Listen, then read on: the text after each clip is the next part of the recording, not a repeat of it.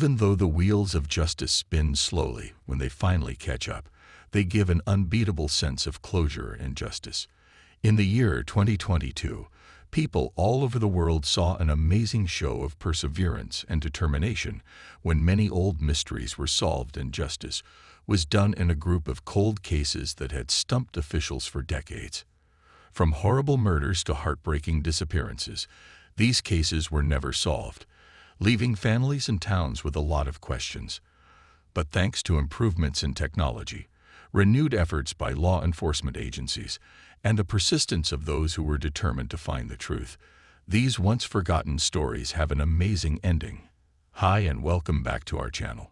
If you are new here, please consider subscribing, as it helps us motivate to create more intriguing content for you. Let's have a look at the 10 cold cases finally solved after years. Melissa Highsmith. In 1971, a young mom named Alta was raising her 21-month-old daughter Melissa Highsmith on her own. Alta was a waitress in Fort Worth, Texas, and it was hard for her to find good childcare. She was desperate and did not have much time, so she answered an ad in the newspaper for a babysitter. She had no idea that this choice would lead to a 51-year-long search. A woman wrote back and said that she could watch Melissa at her house. Alta did not get to meet this woman before she hired her because she needed to care for Melissa so badly that she could not work her shifts and keep her job.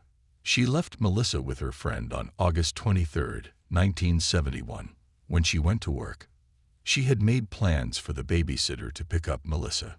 The babysitter came as planned, and the roommate gave her Melissa. The woman was well-dressed and wore white gloves, said the roommate. Alta called the cops when the babysitter did not bring Melissa back to the apartment at the agreed-upon time. The search for Melissa would go on for decades, becoming one of the longest missing person cases in Fort Worth.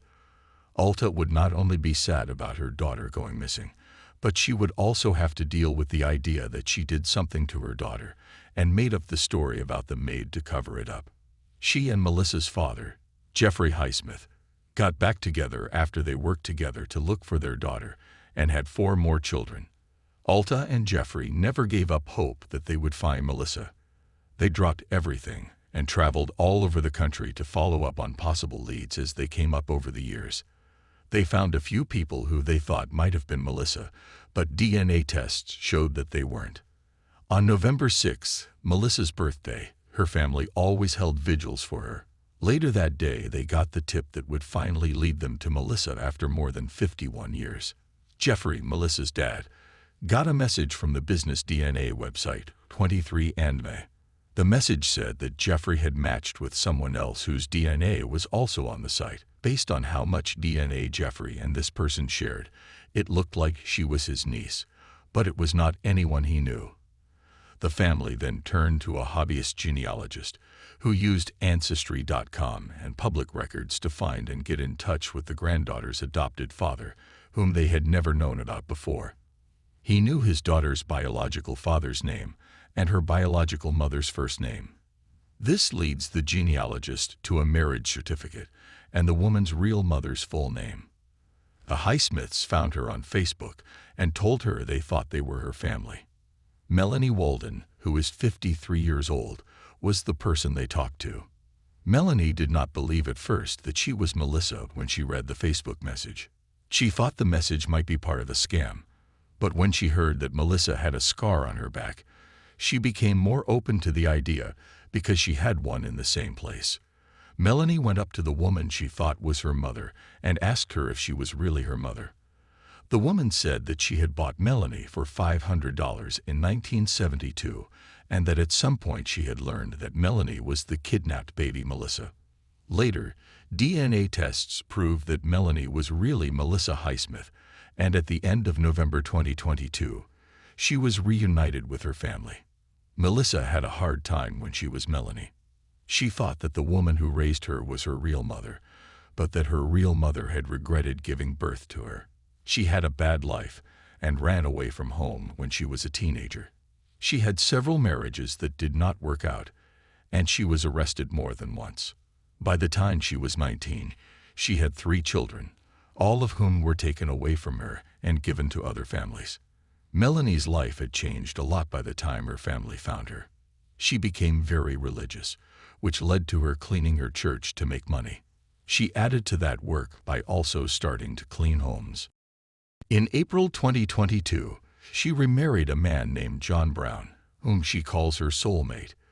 Given that she had a hard childhood and did not get along well with the people she thought were her mother and stepfather, it was hard for her to hear that she had loving parents and brothers who had been looking for her for decades. Even though the time limit for the theft has passed, Fort Worth police are still looking into the case. Melanie is excited to spend more time with her family, especially her mother, whom she gets along with right away.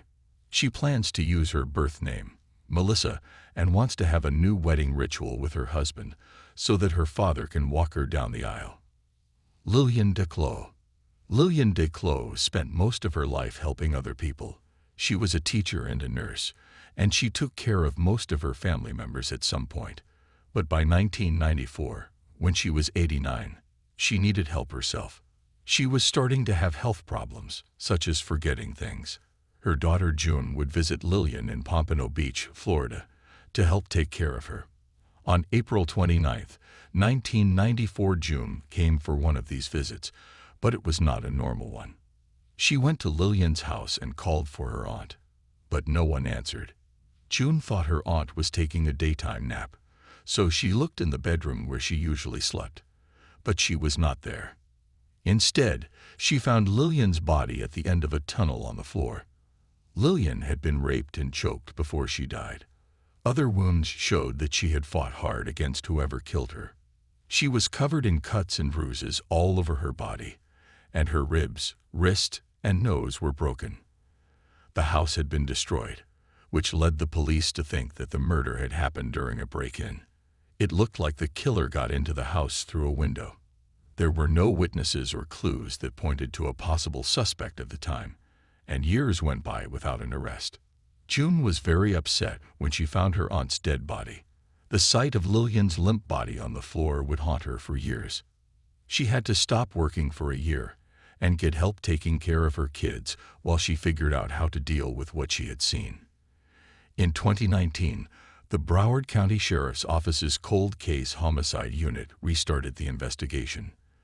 They looked at the evidence again and saw that the killer had left his sperm on Lillian's dress. The BSO's crime lab used the sperm to make a DNA sample, but there was no match.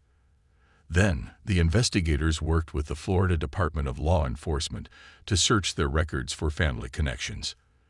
This helped find the killer's close relative, who turned out to be his son and had been in jail. By looking into his family, the police were able to find a possible candidate.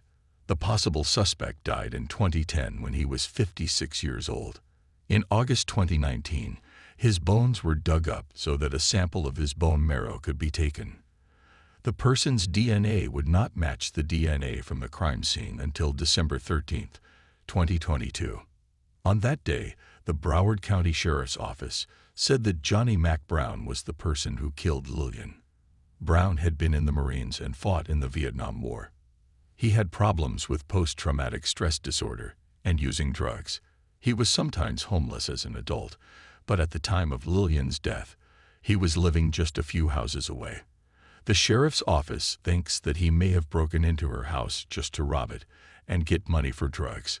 Even though Brown cannot be charged for what he did, Lillian's family thinks she can rest easy now that the police think they have solved her case. Around 6:50 p.m. on January 24, 1980, the Barton County Sheriff's Office was called to a home in the Nelson Trailer Park, just west of Great Bend, Kansas. When they got there, they saw a lot of blood and a young woman's body that had been shot several times. Mary Robin Walter, who was 23, was a young woman. Her husband, with whom she had a 5-year-old daughter named Pamela, found her body. At the time of her death, Robin was a nursing student at Barton County Community College. Along with the sheriff's office, many other law enforcement agencies worked on the case. These included the Kansas Bureau of Investigation and the Great Bend Police Department. Even though they talked to a lot of people and found a person of interest, they were not able to find enough proof to charge anyone with Robin's murder. Detective Sergeant Adam Hales of the Barton County Sheriff's Office started looking into Robin's case in April 2022. When he looked at the files, he saw that some information had been missed, and some information had been added later but not told to the first detectives.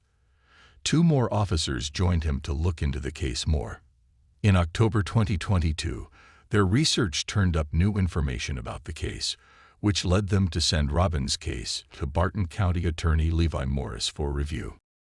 During the next month, he thought about the case and got a second-degree murder order in connection with Robin's death. Stephen Hanks, who was 68 years old, was caught in Oxford, Kansas, on December 8, 2022, and taken to the Barton County Jail. He is being held in exchange for a bail of $500,000 at the moment. Hanks was a friend of Robin's at the time she was killed, and he was the first person the police looked into. He was caught in 1981 for rape, battery, robbery, and burglary. From 1983 to 1993, he was locked up. Authorities will not say what new information finally led to his arrest because they do not want to risk the ongoing criminal case. They think that because the case was solved after 42 years and 10 months, it is the oldest murder arrest in the history of Kansas and one of the oldest cases to be solved with an arrest instead of just a posthumous identification in the United States. Hanks being charged with murder did not surprise Robin's family, who had long thought he was the one who killed her. Pamela, Robin's daughter, says she had already decided to forgive Hanks for killing her mother years before he was charged with the crime. After having nightmares about her mother's murder for years, Pamela has blocked out a lot of the details. Instead, she thinks about the good memories she has of her mother, like when she taught her how to brush her teeth. Pamela still wears the wedding ring her mother gave her. Following Hank's apprehension, a statement on behalf of the family was conveyed by Robin's niece, Leslie Schrag. The statement included an expression of gratitude for the diligent endeavors of the detectives in ensuring the apprehension of Robin's assailant. It also conveyed sentiments about Robin's inner and outer beauty, highlighting the profound impact of her absence on the world. The news on Friday was noted to carry mixed emotions, as several individuals acquainted with Robin are no longer present, including her parents, husband, and a sister. Consequently, their inability to partake in the shared sense of relief stemming from the resolution of Robin's case was acknowledged. Claire Gravel. Claire Gravel was born in North Andover, Massachusetts, when she was 20 years old. Her friends said that she was nice, smart, and had a sweet smile. Claire was in her second year at Salem State College in 1986. On June 29, 1986, she played softball and then went out with her team to Salem's Washington Street Major McLish's pub. On June 30th, Claire left the bar around 1 a.m. It is not clear what happened to her after that, but a friend said he drove her back to the rooming house she lived in on Loring Street. However, she was never seen there, and the cops were never able to independently confirm this claim. Another person said they saw Claire fight with a man outside the pub before she got into his car. On the afternoon of June 30th, 3 workers found Claire's body in the woods near Route 128 in Beverly. She died because someone choked her. Within days, the case went cold, and one investigator told the press that they had reached a dead end in the probe. As early as July 5th, there were false reports that a white truck was involved in the crime and that Claire had been badly beaten. This led to many tips that did not help the investigation. It would be more than 36 years before a suspect in Claire's case was charged. On August 24, 2022, Jonathan Blodgett, the district attorney for Essex, said that a grand jury had just charged 63-year-old John Carey with killing Claire. On October 21st, he was charged with the crime. He went to court via video call and pleaded not guilty. Carey was already in prison in Massachusetts, where he was serving a 20-year term that would end in 2027. The term came from a conviction for trying to kill someone and breaking into a home. Carey tried to kill his friend's wife by strangling her in her own home. He was stopped when the victim's 12-year-old son saw what was happening and helped his mother fight Carey off. DNA linked Carey to the case of Claire. When he was in jail, he had to give a sample of his DNA. So his DNA information was in the database. Later, when the DNA profile found on Claire's tank top was put into the system, it showed that the tank top had been tied in a figure 8 and used to kill Claire.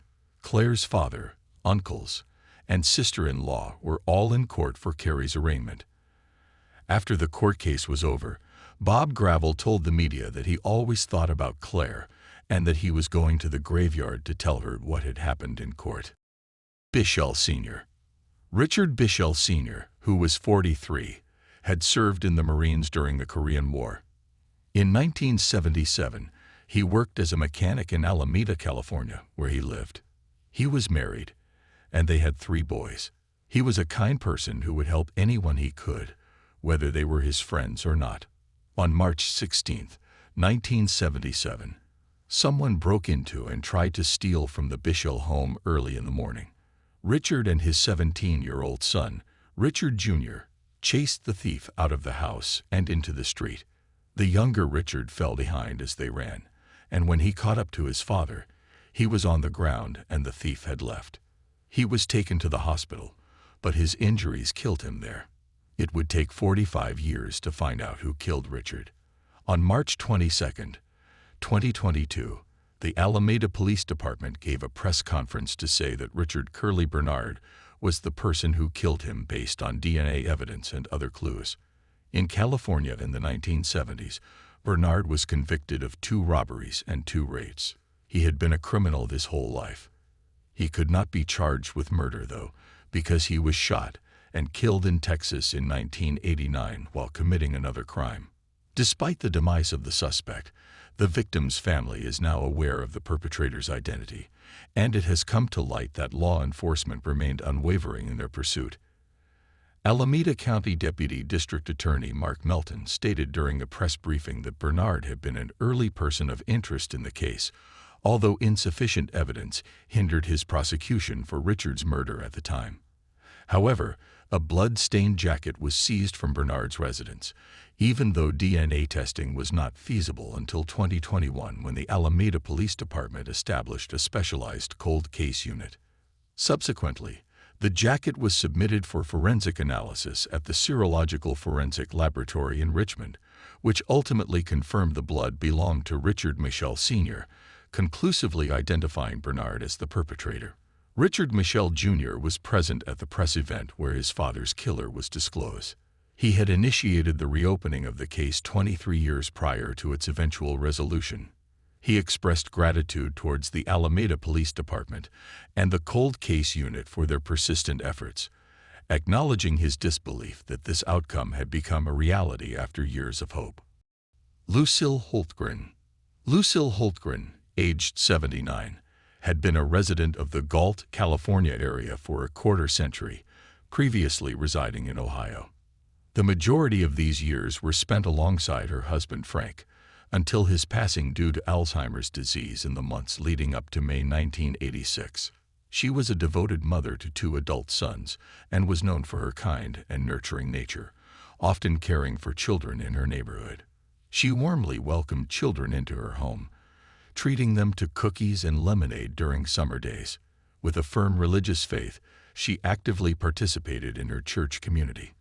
Concern arose among her friends when Lucille failed to attend church one Sunday. Subsequently, on May 23, 1986, 2 friends entered her residence through a partially open sliding glass door to check on her. Tragically, they discovered her lifeless body bearing evident signs of severe harm. Promptly, they sought help at the Galt Police Department. An autopsy confirmed Lucille had been sexually assaulted, stabbed in the chest, and strangled. The estimated time of death was placed between 2 to 5 days prior to the discovery of her body. Despite extensive evidence collection and numerous interviews, no arrests were made in connection with the case. Nearly 36 years later, in January 2022, the Sacramento County Crime Lab reevaluated preserved evidence from the crime scene. DNA traces were detected in samples obtained from underneath Lucille's fingernails and bodily fluids on her bedding. The DNA profile was subsequently matched in the criminal database on May 17, 2022. The Gulp Police Department released a statement identifying Terry Leroy Bramble as Lucille's killer. Bramble, who was 32 years old at the time of the murder, had a DNA record due to a 1992 conviction for sexual assault in San Joaquin County. A long-term transient in the Galt area, he lived beneath a Highway 99 bridge for an extended period. Tragically, he passed away from natural causes in 2011, rendering him unable to be prosecuted for Lucille's murder. While Lucille's eldest son, Frank, passed away prior to the identification of his mother's killer, her younger son, Henry, lived to witness the revelation. At the age of 78, he is nearly the same age as his mother at the time of her death. Fondly describing her as his champion, he continues to miss her every day. He admitted uncertainty regarding the resolution of the case and expressed heartfelt gratitude for the collaborative efforts that led to its eventual solution. Jessica Gutierrez. On June 5, 1986, the Gutierrez family in Lexington County, South Carolina, worked in their yard. After dinner, Deborah Gutierrez painted her daughter Jessica's 4-year-old toenails. Jessica, who was known as Jessie, asked her mother if she could sleep in her bed that night. Deborah had to tell her no because Jessie had slept in her bed the night before, and Jessie's bigger brother was sick with an ear infection. So, Jessie slept with her bigger sister Becky, who was 6 years old, in the double bed they shared. That night, around midnight on June 6th, she went to sleep. When her mother got up a few hours later, the kids' room was a mess. Their schoolwork was all over the floor, and one window's blinds were open. The front door was also wide open. Deborah saw that Jessie was not with Becky in the room. When she asked Becky where her little sister was, Becky said, "She is gone. The man with the magic hat and beard took her last night." In a panic, Deborah ran around the room looking for Jessie, under the bed and in the covers.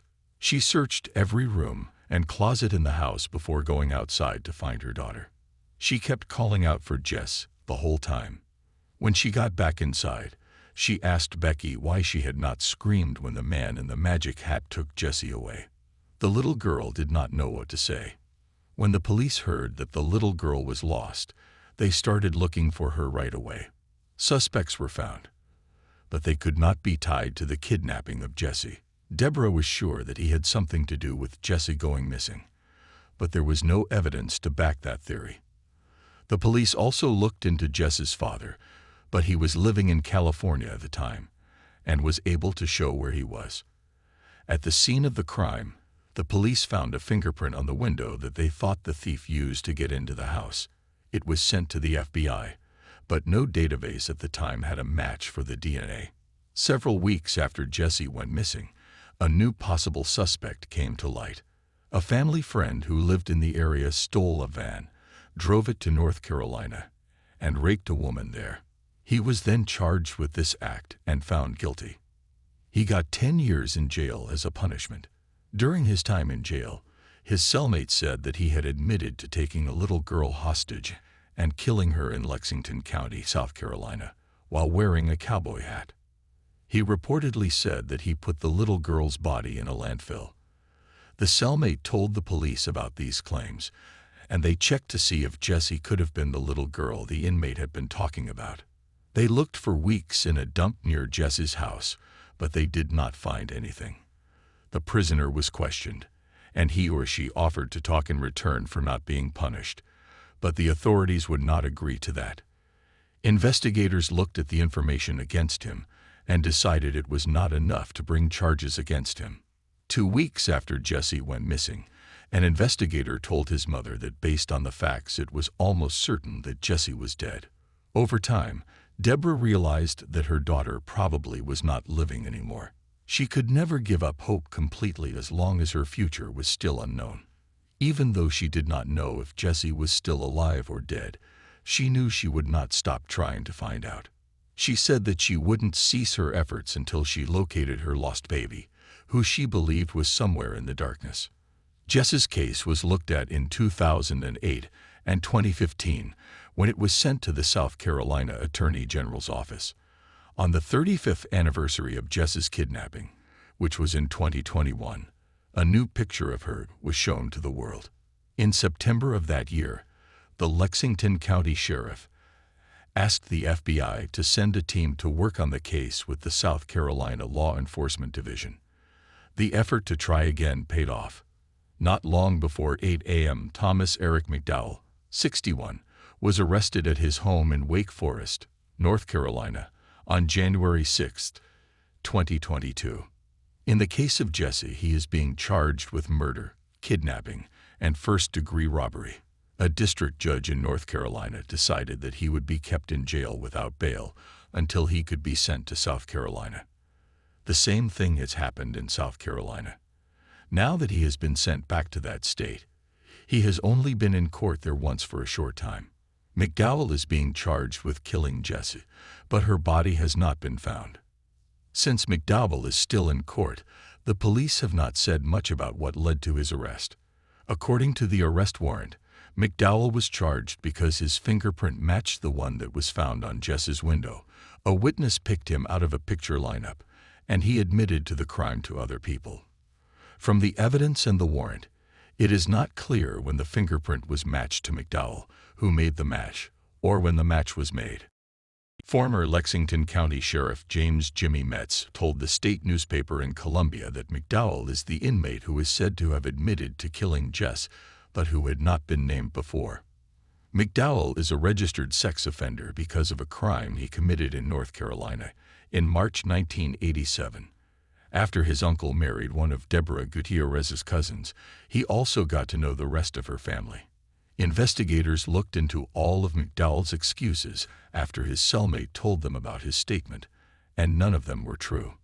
Jimmy Metz said that he could never get a warrant to arrest McDowell because prosecutors think that McDowell's lawyers could convince a jury that the fingerprint on the window had another meaning. McDowell had worked on the land in the past. McDowell's fingerprint seems to be the only one found on the window, which seems to back up Jess's mom's claim that the window was cleaned every day. In the 2022 order, the fingerprint was used as proof that McDowell should be arrested. Mr. Metz is very happy that McDowell has finally been arrested, but he is also upset and embarrassed by the way the media and current detectives have not said that McDowell was the main suspect so soon after Jesse went missing. He told the state, "It made it look like we had not done our job, even though we had investigated thoroughly." Alan Wilson, the Attorney General of South Carolina, says that without this newly found information, our office would not be able to bring this case to court. At the moment, it is not clear what new information led the police to finally arrest McDowell, and it probably will not be clear until the case against McDowell moves forward in court. Deborah said that McDowell's arrest and the fact that he is being charged with her daughter's death were both sad and happy. She remarked with gratitude that her presence at the location was a result of divine guidance. In reference to the arrest, she shared her prayer for the strength to navigate through the situation, and she noted the prolonged period of anticipation leading up to the current moment. Deborah made these remarks during McDowell's initial court appearance in South Carolina. She said that he needs to stay in jail because he is a danger to the community's safety. She and Jess's sister, Becky, are also using the attention that Jess's arrest has brought to the case to bring attention to other cases and families who have gone through the same thing. Deborah wore a face mask with a picture of Shelton Sanders, who went missing in 2001 when she spoke in court and to the media afterward. Deborah and Becky talked to the media not only about Jess and her case, but also about how important it is for cold cases, especially those involving people of color, to get attention from the media and work from the officials. Even though McDowell's arrest is a big step forward in Jess's case, her mother still needs more answers, which she hopes to get as the court case goes on. Following McDowell's initial court appearance, she expressed her desire to locate her daughter and expressed optimism about achieving that. Diane Dawn.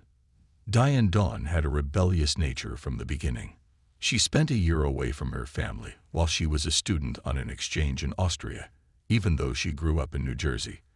Although she was Victoria's older sister by 4 years, the two remained quite close despite the fact that she had spent a year away from home.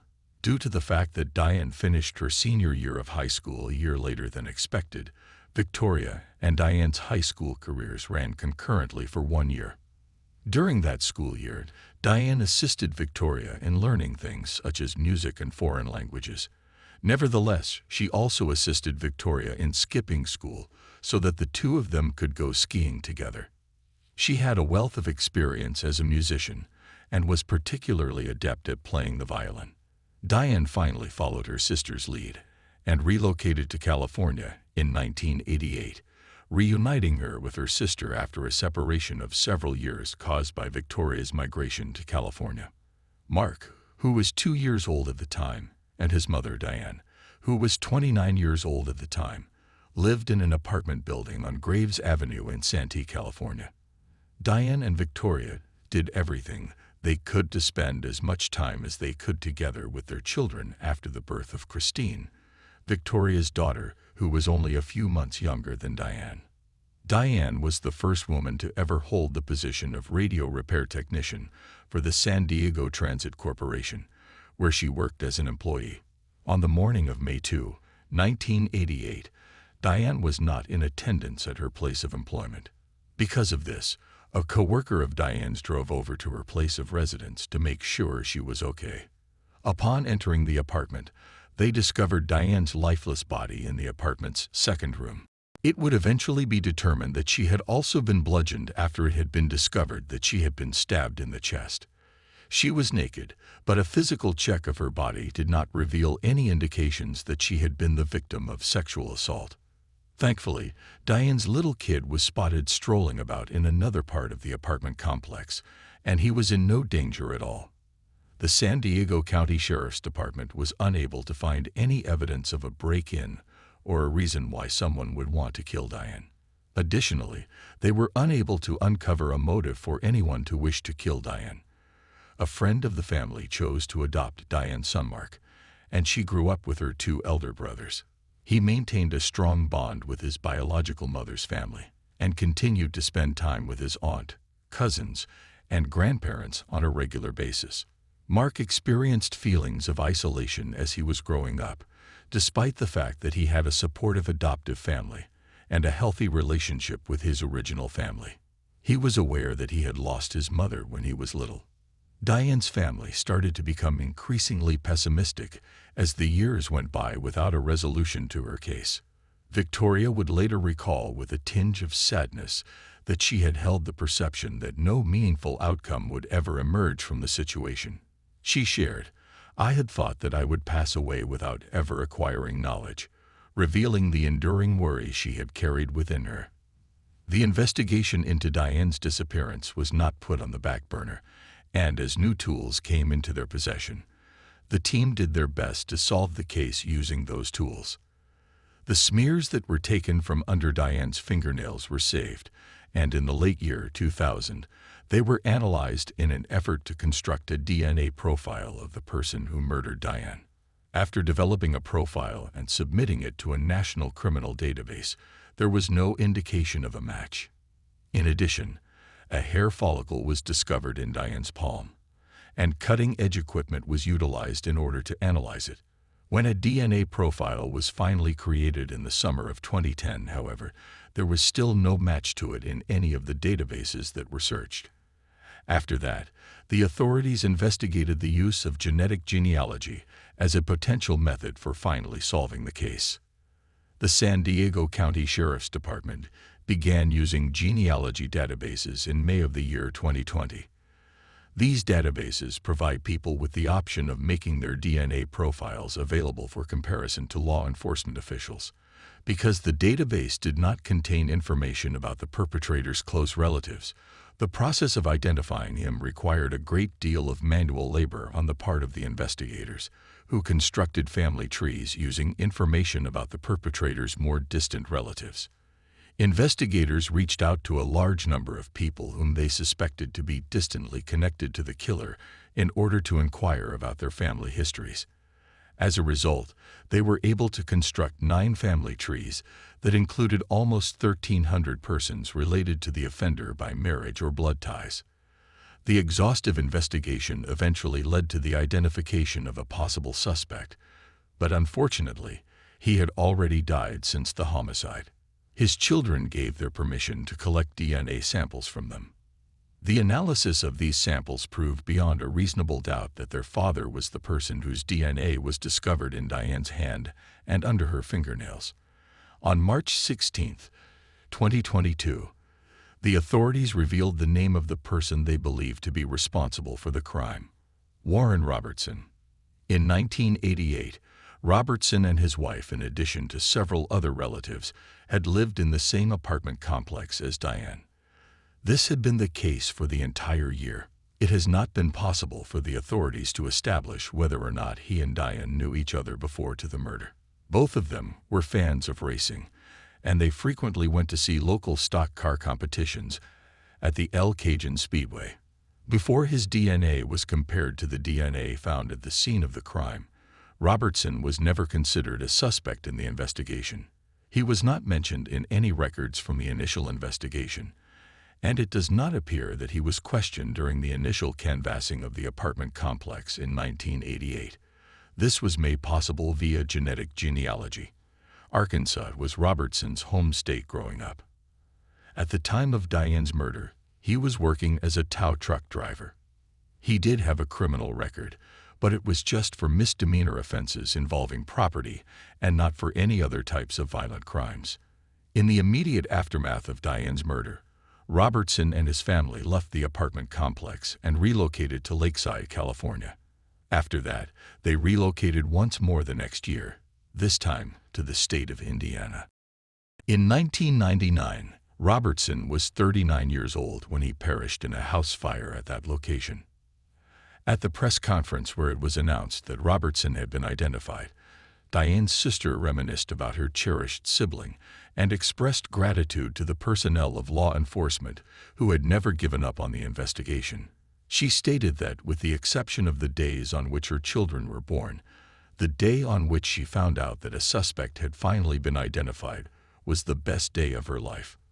Mark, who is now an adult and is Diane's son, provided a video message that was aired during the news conference. Although he was too little at the time of his mother's passing to have many vivid recollections of her, he remarked that everyone who had ever told him about his mother told him what a lovely person she was. This is despite the fact that he was too young to have many memories of his mother when she passed away. He would like to believe that he got those admirable qualities from his mother, and he makes an effort to be a decent person so that he can be just like her. Kirk Wiseman and Cynthia Frayer. Someone was looking for firewood near Lake of the Woods in the Wiseman National Forest in southern Oregon on November 17, 1978. While doing this, they came across a horrible scene about a half-mile off of Dead Indian Road near Oregon Route 140. They found the badly decayed body of a young man. The next day, people from the Klamath County Sheriff's Office got to the scene quickly. As they kept looking for signs to figure out what happened to the young man, they found the body of a young woman. Her body had also gone through a lot of decay. There were also the bones of a small dog. The man and the woman were both put in separate small graves. Authorities knew right away that whoever put the bodies there had no respect for the people who had died because of how cruelly they were thrown away. The man's wallet was found with his clothes, which made it easy for the police to find out that he was 19-year-old Kirk Leonard Wiseman. The 17-year-old girl who was killed was soon found to be his girlfriend, Cynthia Lynn Frayer. The autopsy showed that both of them had been shot multiple times in the head with a .22 caliber gun, and Cynthia had been raped. The couple lived in Sepulveda, California, which is now known as North Hills. They had been lost since September. The couple had been visiting family in Everett, Washington, with their brown and white dog, who was in a carrier. On September 23, 1978, they left Everett and took a trip from Seattle to Eugene, Oregon, on their way back to California. Kirk and Cynthia were known to hitchhike often, and witnesses supported the idea that they had been walking around southern Oregon before their deaths. After getting to Eugene on the 23rd, they took a ride to Roseburg and stayed at a hotel there for the night. A witness said that they had picked up the couple while they were traveling and taken them to a restaurant in Grants Pass. Before they went back to California, the couple planned to stop at Crater Lake at some point during their trip. Cynthia had always wanted to go there. The year before, she had gone to the area with her family. But bad weather kept them from going to Crater Lake. This made Cynthia even more determined to see it. A sign that said Cave Falls was one of the few things found with the bodies of the people who died. The couple might have used the sign to find a ride to Klamath Falls when they were hitching. Investigators came to think that the couple had been killed by someone who picked them up while they were hitchhiking either from Ashland to Klamath Falls or from Klamath Falls back to Ashland. They could never find any proof that the couple had made it to Klamath Falls. Carl Burkhart was a deputy for the Klamath County Sheriff's Office in 1978. When Kirk's body was found, he was one of the first people to arrive at the scene. He became the sheriff of Klamath County in the end. He stayed interested in the case until 2001, when he retired. Several other detectives worked on the case for the next 20 years, and everyone's efforts helped solve it in the end. In 1978, the evidence from the case was carefully kept. This meant that when it became easier for law enforcement to use technology to isolate and process DNA evidence decades later, the evidence was still available for a forensic review. In 2011, investigators started to look into the case and see if there might be DNA proof on some of the preserved items. But the crime lab would not be able to find DNA on any of the pieces of proof until 2019. Pieces of Cynthia's clothes that were sent in for testing turned out to have DNA from a man no one knew. The things were sent to a different lab to make sure that what the crime lab found was true. The same thing happened in the second test. There was no match between the DNA profile and any of the criminal files. The authorities then turned to genetic history and worked with Marshall University to prepare a sample to send to Parabon Nanolabs in Virginia. Parabon used the sample to try to figure out who the suspect was based on how much DNA it shared with people who had put their DNA into a family database. In the end, they were able to make a report in the summer of 2021 that pointed to a possible candidate. Authorities found out that the possible suspect had died in Texas in 1996, which made it harder to prove that his DNA was on Cynthia's clothes. Then they went to talk to the man's ex-wife and kids. Even though they did not like the idea that he might be a killer, they decided to help with the investigation because Kirk and Cynthia's family needed answers more than they did. They gave samples of their DNA, which helped prove that the DNA found on the proof was from the suspect. They also gave important information that was helpful to the probe. During interviews, they found out that the suspect lived in the Klamath Falls area from 1976 to 1982 and worked at a nearby lumber mill during that time. Kirk and Cynthia's bodies were found in an area that was much known to his family. They said that they often went camping with the suspect there and also drove through the area on their way to see family friends. At a news conference on January 6, 2022, the police named Ray Mason Whitson Jr. as the person whose DNA was found on Cynthia's clothes. He had never been in trouble with the law. Klamath County District Attorney Eve Costello said that the DNA proof was strong enough that Whitson could have been charged with a crime if he had not died before the evidence was found. Before the news conference, Detective Dan Towery talked to Kirk and Cynthia's family and friends. Both families asked him to thank Whitson's family in public for their willingness to help with the case and give those answers and a sense of closure, even though it hurt them emotionally to do so. Even though Whitson cannot be charged or found guilty in court, the investigation is being stopped because prosecutors and investigators think they have found the only person who killed Kirk and Cynthia. Now that the case is officially over, some of the victims' personal belongings that had been kept as proof for more than 40 years can be given back to their families. These things include notes, jewelry, and a letter written to Cynthia's parents but never sent. It was written right before she was killed and was found with her body. The letter talked about how much fun she and Kirk had in Washington state and what they wanted to do in the future. More than 43 years after Cynthia wrote the letter, it will finally get to her mother. Helen Brooks.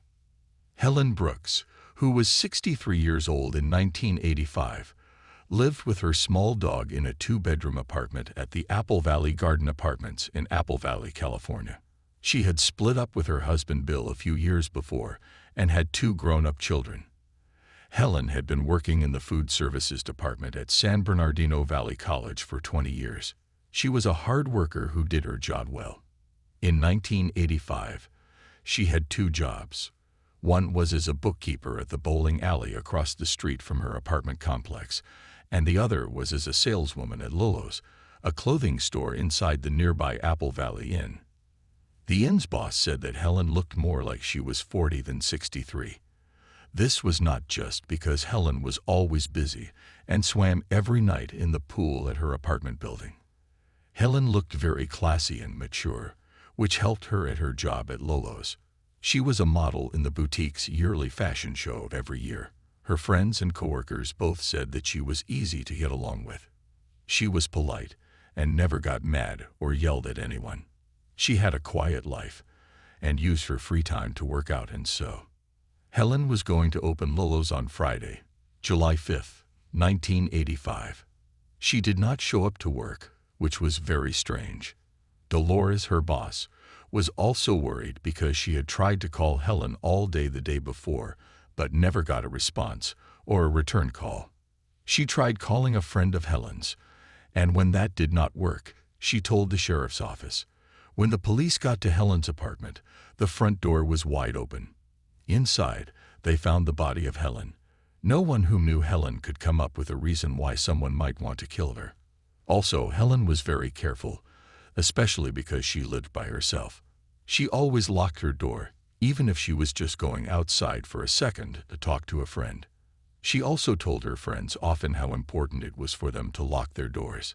Authorities did not say right away what killed Helen, but they did say 2 months later that a nylon stocking was used to choke her.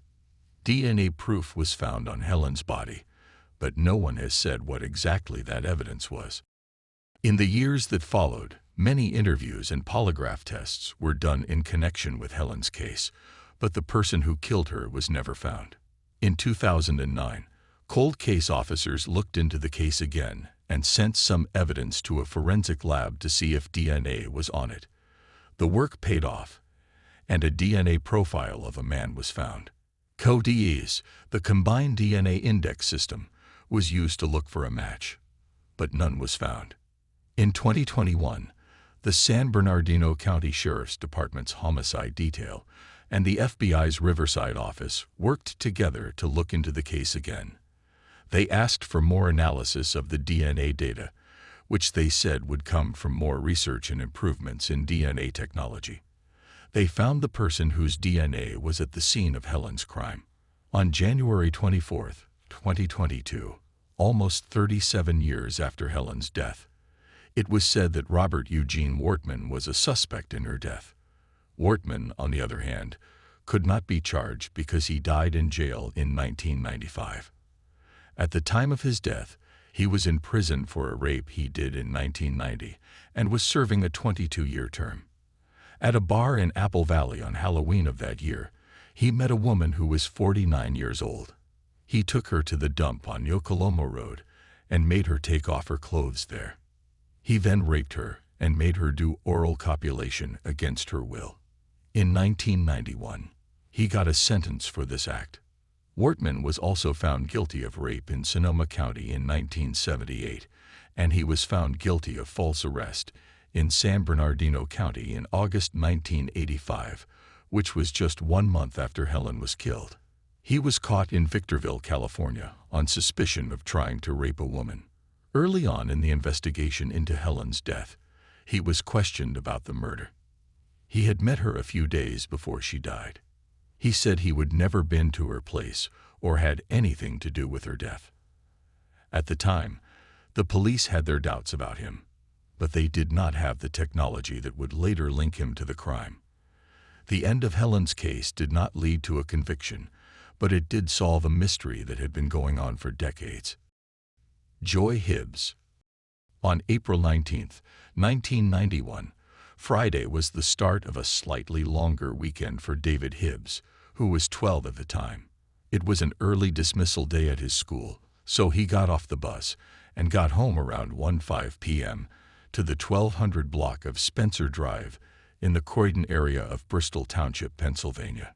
David's report card came out that day, and he could not wait to tell his mom that he was on the honor roll. But when David got to his house, smoke was coming out of the windows. He was scared because his mother's car was in the yard, so he knew she was inside. He ran to the door to get inside and help her, but the fires and thick smoke in his family's kitchen kept him from getting in. He ran outside and started yelling for help for his mother in a crazy way. He got the attention of a neighbor who was outside doing yard work, and they called for help while waiting for firefighters to come. Even though the neighbor and a nearby concrete worker tried to get into the house, they could not get past the smoke. David told them that his mother might be sleeping in her bedroom, so they broke the window in that room. But when they went inside and looked, she was not there. 6 neighbors also came to help and tried to put out the fire with their yard hoses. Joy Hibbs, David's mother, was inside the house when it burned down. David's bedroom was where her burned body was found. At first, the authorities thought she had died in what they thought was an accident, but it was found that 3 fires had been started on purpose, one in the hallway, one in the kitchen, and one in the bedroom where Joy had been found. Joy's body was autopsied the day after she died, and it showed that she had been killed. Her lungs showed no signs of smoke intake, which means she was already dead before the fire started.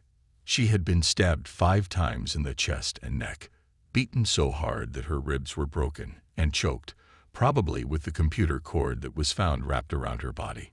It looked like the fire was started to hide proof of the murder. Joy was born in Central Florida, and even though she went to the north, she never lost her southern charm. She loved to go fishing and work in her yard outside. 6 days before she died, she and her husband Charlie marked their 18th wedding anniversary. Joy was a loyal and loving mother to the couple's 2 children. Her daughter Angie, who was 16 years old at the time of the murder, would later say that her mother was her best friend. Joy worked as a medical assistant, and everyone in her town thought very highly of her. Charlie, Joy's husband, was looked into to see if he had anything to do with the case, but he was cleared in the end. He was working in Northeast Philadelphia when the murder happened. He took and passed a polygraph test on his own, and he did everything the cops asked of him. When his wife passed away, his change of belief to the Philadelphia Inquirer 2 months following the tragedy, stating that he no longer believed in God. He remarked, "If there was a God, this would not have happened. She never hurt anyone in her life." He also mentioned how she had influenced positive changes in his life, like quitting smoking and adopting a healthier diet. He revealed a sense of apathy towards his own well-being, mentioning that he wouldn't be concerned if he were to pass away. He described a constant feeling of nausea. Joy did not have any known enemies, and the police did not have much to go on, because most of the house had been burned and then flooded when they tried to put out the fire. So the police looked into what Joy was doing on the day she was killed. The doctor's office where Joy worked opened late and stayed open late 2 days a week, including Fridays. She usually worked from 8 a.m. to 2:30 p.m., but on Fridays, she did not have to show up until 2 p.m., so she could take care of other things in the morning. Joy went to the bank to get her paycheck after dropping her kids off at school. After she died, the contents of her bag were found all over her kitchen, and her wallet was found on her couch, but there was no cash in it. This suggests that robbery may have been a reason for the crime. At 9:53 a.m., she left the bank. She then went to the grocery store with a ticket that said she checked out at 10:54 a.m. Back at home, a neighborhood minister and a member of his church went to see Joy. Joy was interested in joining their church after she went to Easter services there. The two guests were questioned and ruled out as suspects. Around 11:45, they were seen leaving the house. So, the police guessed that Joy died between 11:50 a.m. and 1:20 p.m. During these hours, several people saw a blue Chevrolet Monte Carlo parked haphazardly in front of Joy's house. This was one of the few big signs that investigators had. Not only had the car been parked badly and caused problems for drivers on the street, but the Hibbs house was in the middle of a T-shaped crossing, which made the front of their house a dangerous place to park. A possible suspect who had an argument with Joy right before she was killed did drive this kind of car. In the late 1980s, Joy and her husband began using marijuana sometimes. Charlie usually got the small amount of weed they needed from a coworker, but Joy had started buying from a former neighbor who drove a blue Monte Carlo. He had just sold her something that turned out to be nothing but roots and seeds. Joy tried to give it back and get her money back, but he would not take it back. This person would not take a polygraph test. Later, he said that his lawyer told him not to because he had carpal tunnel syndrome and nerve damage in his shoulder, which could mess up the results of the test. Police also thought that this person had a place to be at the time of the murder and that a dispute over a trade worth between $20 and $40 was not a good enough reason to kill someone. Even though he was a suspect, there was not enough proof to charge him with killing Joy. Joy's family, on the other hand, did not believe that he was innocent. In 2014, Joy's son David said that he thought the police knew who the killer was but had botched the case because they did not know what they were doing. In 2021, 66-year-old Charlie Hibbs, who lives in Washington State, took money from his retirement savings to offer a $25,000 prize in the case. Even though it had been 30 years since the murder, he still wanted justice for his wife. "This is something you cannot put behind you. You just have to learn to live with it," he told the Philadelphia Inquirer. "I am just asking for help. She was a good woman who never hurt anyone in her life. She and my children did not deserve what happened." His son David and a family friend who did not want to be named also gave money, bringing the total prize to $50,000. A year later, Joy's case would finally lead to an arrest. On May 25, 2022, Bucks County District Attorney Matthew Weintraub said that Robert Francis Atkins, who was 56 years old and from Fairless Hills, Pennsylvania, had been arrested. In connection with Joy's death, he was charged with first-degree murder, second-degree murder, 2 counts of burning, and 2 counts of robbery. Atkins was the person of interest because he had sold Joy weed and drove a blue Monte Carlo. After the prize was offered in May 2021 and got a lot of attention in the news, Joy's family had been suspicious of him for a long time. Joy's case was looked at again, and in January 2022, it was sent to a grand jury. April Atkins, who used to be married to Robert Atkins, was one of the people called to appear before the grand jury. Police had talked to her about Joy's murder in 2014, but she told them she did not know anything about it. Then, after her mother, sister, and partner all died in September 2016, she knew there was something she needed to fix, so she went to the Bristol Township Police on her own. April told the police that her husband came home from work the day Joy was killed with blood all over him. He said that he had stabbed someone and set fire to their house. He also told her to get their 2 young kids ready because they were going to the Poconos on a last-minute weekend trip. He put his clothes in the washer and then got in the shower. April did not want to leave town because she had to go to work at 3 p.m. At her job, if an employee wanted to use paid leave, they had to give at least 2 hours' notice before missing a shift. Her boss's records showed that she called out at 2:15 p.m. on April 19, 1991.